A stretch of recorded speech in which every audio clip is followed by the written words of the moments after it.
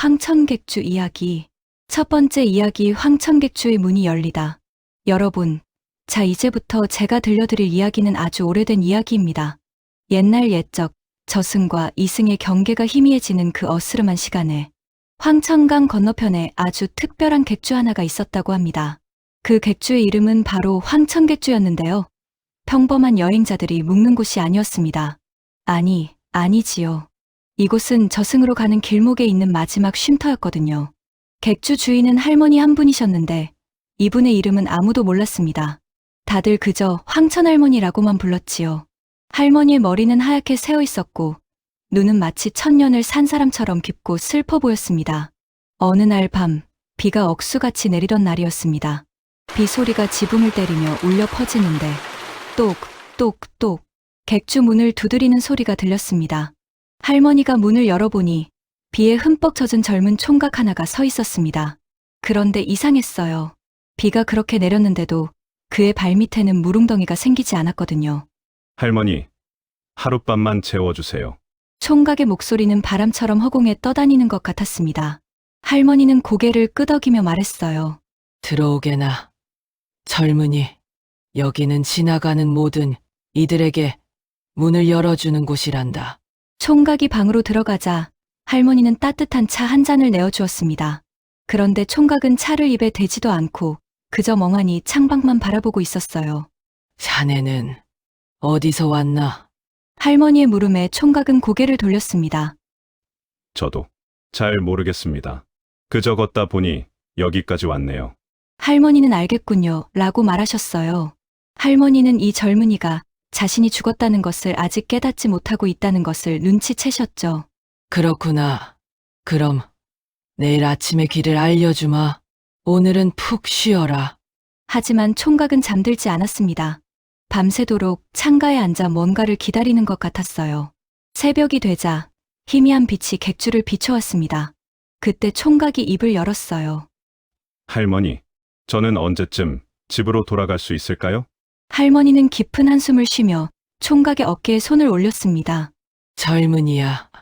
자네는 이미 긴 여행을 끝내고 여기에 온 것이란다. 이제는 다른 곳으로 떠날 때가 되었어. 그제야 총각의 눈에 깨달음이 스쳐 지나갔습니다. 자신의 손을 내려다보니 점점 투명해지고 있었거든요. 저승. 이곳이 저승으로 가는 길이었군요. 할머니는 고개를 끄덕였습니다. 그렇다. 하지만 두려워하지 말거라. 여기서 하룻밤 쉬어간 모든 이들은 평안한 길을 떠날 수 있단다. 총각은 일어서서 할머니께 깊이 인사를 했습니다. 고맙습니다, 할머니. 덕분에 마지막 밤을 따뜻하게 보낼 수 있었어요. 그리고는 객주 문을 나서며 황천강 너머로 사라져갔습니다. 할머니는 혼자 중얼거렸어요. 또 한 명이 편안히 떠나는구나. 자, 이것이 황천객주에서 일어난 첫 번째 이야기입니다. 하지만 이것은 시작에 불과하지요. 이 신비로운 객주에는 아직도 수많은 이야기들이 남아있거든요. 다음에는 또 어떤 손님이 황천객주의 문을 두드렸을까요?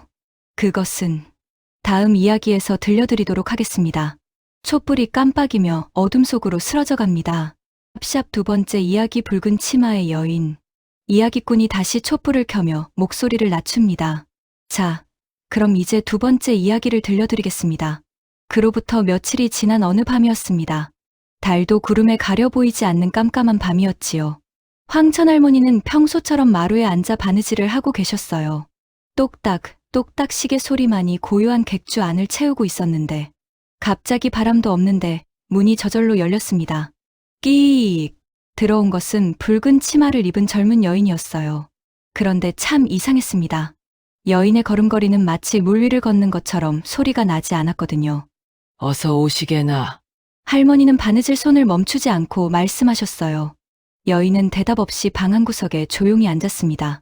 그런데 할머니가 고개를 들어보니 여인의 얼굴을 볼 수가 없었어요. 긴 머리카락이 얼굴을 모두 가리고 있었거든요. 차라도 한 잔 드시겠나? 여인이 고개를 끄덕였어요. 할머니가 따뜻한 차를 내어주자 여인은 머리카락 사이로 조심스럽게 차를 마셨습니다. 한참을 그렇게 있다가 여인이 떨리는 목소리로 말했어요.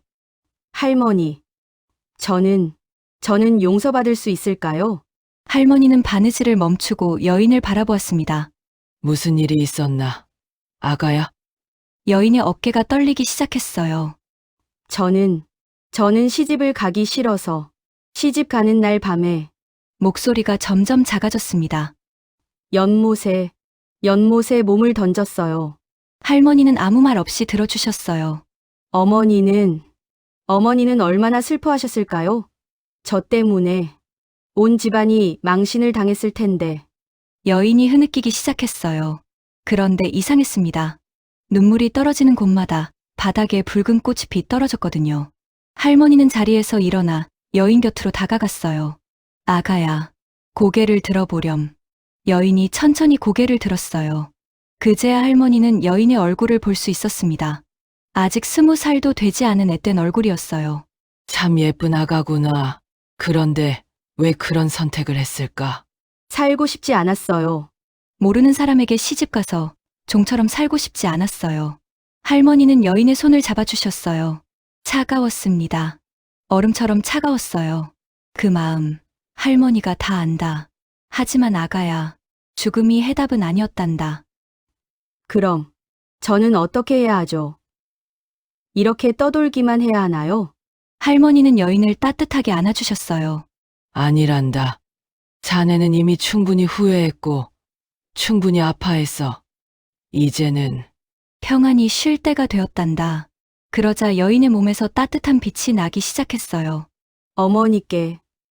어머니께 안녕하다고 전해드릴 수 있을까요? 할머니가 고개를 끄덕였어요. 걱정 말거라. 할머니가 꿈에 나타나 전해드릴게. 여인은 처음으로 미소를 지었어요. 그 순간 붉은 치마가 하얀 나비떼가 되어 날아올랐습니다. 고맙습니다. 할머니, 목소리가 바람에 실려 사라지고 여인의 모습도 점점 희미해져 갔어요. 할머니는 혼자 남은 방에서 중얼거렸습니다. 또 하나의 상처받은 영혼이 평안을 찾았구나. 그날 밤 마을 어디선가 살던 한 어머니가 꿈을 꾸었다고 해요. 붉은 치마를 입은 딸이 나타나서 말했다고 합니다. 어머니, 이제 괜찮아요. 따뜻한 곳에서 잘 지내고 있어요. 너무 슬퍼하지 마세요. 자, 이것이 황천객주의 두 번째 이야기입니다. 때로는 저승길에 서는 이들 중에 자신의 선택을 후회하며 떠도는 영혼들이 있지요. 하지만 황천할머니는 그런 영혼들에게도 따뜻한 위로와 용서를 건네주신답니다. 다음에는 또 어떤 이야기가 기다리고 있을까요? 그것은 다음 이야기 시간에 알려드리겠습니다. 촛불이 다시 한번 깜빡이며 어둠을 밝힙니다. 샵샵 세 번째 이야기 작은 손님. 이야기꾼이 목소리를 더욱 부드럽게 낮춥니다. 자, 이번엔 참 가슴 아픈 이야기를 하나 들려드리겠습니다. 어느 봄날이었어요. 진달래꽃이 막 피기 시작하던 때였지요. 황천할머니는 뜰에서 나무를 다듬고 계셨는데 갑자기 작은 발자국 소리가 들렸습니다. 톡톡톡, 톡톡톡. 할머니가 고개를 들어보니 아이고, 이게 웬일인가요? 대문 앞에 조그만 아이 하나가 서 있는 거예요. 키는 할머니 어리게나 올까 말까 한 꼬마였는데 하얀 저고리에 분홍 치마를 입고 있었어요. 그런데 아이의 모습이 어쩐지 흐릿해 보였습니다. 할머니, 아이가 작은 목소리로 불렀어요. 어머, 이 작은 거사, 어디서 왔니? 아이는 큰 눈을 끔벅이며 대답했어요. 저는 엄마를 찾고 있어요. 할머니는 바구니를 놓고 아이에게 다가갔어요. 엄마를 찾는다고? 엄마가 어디 갔는데? 몰라요. 자다가 일어났는데 엄마가 없어요. 아빠도 없고 집도 없어요. 아이의 눈에 눈물이 글썽글썽 맺혔어요. 할머니는 아이의 손을 잡아보았습니다. 아, 이 작은 손이 얼마나 차가운지. 마치 겨울 아침의 서리 같았어요. 그래. 할머니가 엄마를 찾아줄게. 우선 안으로 들어가자꾸나. 객주 안으로 들어가니 아이는 이리저리 두리번거리며 신기해했어요. 할머니, 여기는 어디예요? 여기는 길을 잃은 사람들이 쉬어가는 곳이란다. 할머니는 아이에게 따뜻한 우유 한 잔과 달콤한 약과를 가져다 주었어요. 맛있어요. 아이가 환하게 웃으며 약과를 베어 물었어요. 그런데 아이가 먹는 족족 약과가 사라지는 게 아니겠어요? 할머니는 마음이 아팠습니다. 이 아이가 어떤 상황인지 알 수 있었거든요. 얘야, 너는 몇 살이니? 5살이에요. 곧 6살이 될 거예요. 그래, 5살. 참 어린 나이구나. 아이는 갑자기 슬퍼하며 말했어요. 할머니, 저는 왜 자꾸 춥죠?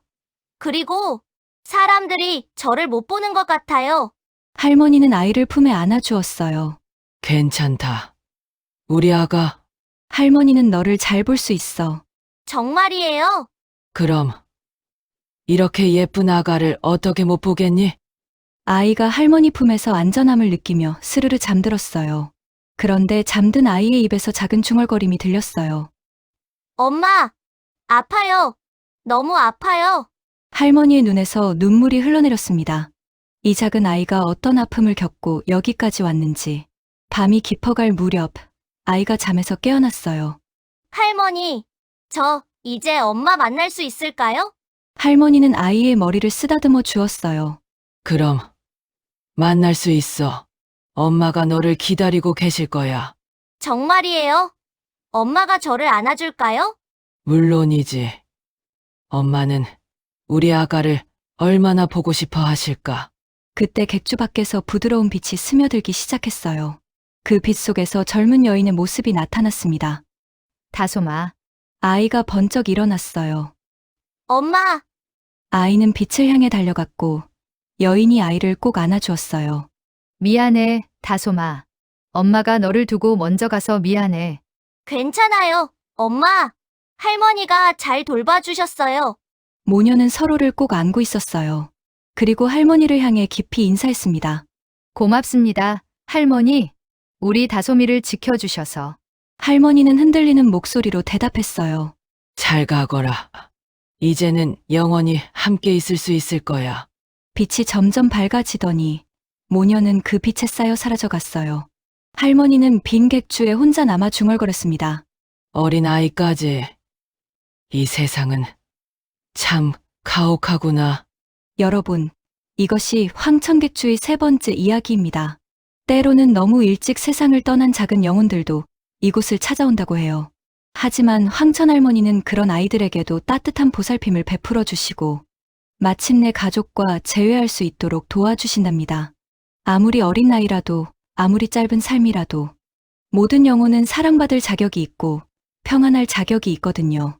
다음에는 또 어떤 이야기가 우리를 기다리고 있을까요? 그것은 다시 만날 때 들려드리겠습니다. 촛불이 조용히 타오르며 따뜻한 빛을 비춥니다.